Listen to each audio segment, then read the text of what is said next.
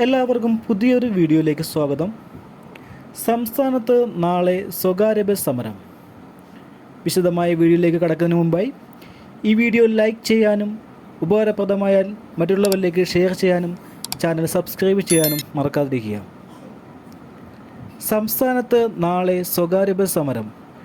ഗതാഗത വകുപ്പുമായി ബസ് ഉടമകളുടെ സംയുക്ത സമിതി നടത്തിയ ചർച്ച പരാജയപ്പെട്ടു.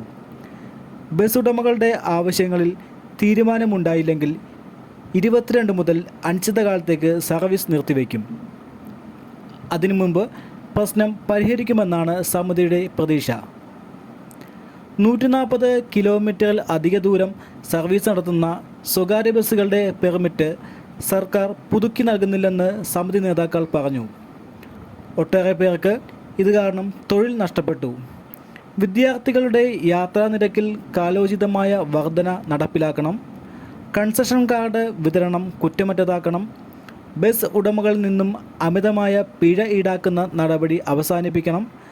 ഉടമകൾക്ക് അധിക സാമ്പത്തിക ബാധ്യത വരുത്തുന്ന അശാസ്ത്രീയമായ നടപടി പിൻവലിക്കണം. ബസ് ജീവനക്കാർക്ക് പോലീസ് ക്ലിയറൻസ് സർട്ടിഫിക്കറ്റ് നൽകണമെന്ന വ്യവസ്ഥ ഒഴിവാക്കണമെന്നും സമിതി ആവശ്യപ്പെട്ടു. സ്വകാര്യ ബസ്സുകളുടെ സംഘടനകൾ ചൊവ്വാഴ്ച നാളെ പണിമുടക്ക് പ്രഖ്യാപിച്ച സാഹചര്യത്തിൽ കൂടുതൽ സർവീസുകൾ ഉറപ്പാക്കാൻ KSRTC സർവീസുകൾ കാര്യക്ഷമമാക്കുന്നത് സംബന്ധിച്ച് എക്സിക്യൂട്ടീവ് ഡയറക്ടർ എല്ലാ യൂണിറ്റ് അധികാരികൾക്കും കത്ത് നൽകി.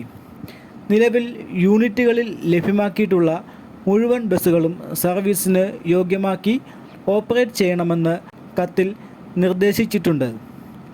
ആശുപത്രികൾ, വിമാനത്താവളങ്ങൾ, റെയിൽവേ സ്റ്റേഷനുകൾ എന്നിവിടങ്ങളിലേക്ക് യാത്രക്കാരുടെ തിരക്ക് കണക്കിലെടുത്ത് ആവശ്യാനുസരണം സർവീസുകൾ നടത്തണം. യാത്രക്കാരുടെ തിരക്കനുസരിച്ച് അഡീഷണൽ ഷെഡ്യൂളുകളോ ട്രിപ്പുകളോ ക്രമീകരിക്കണം.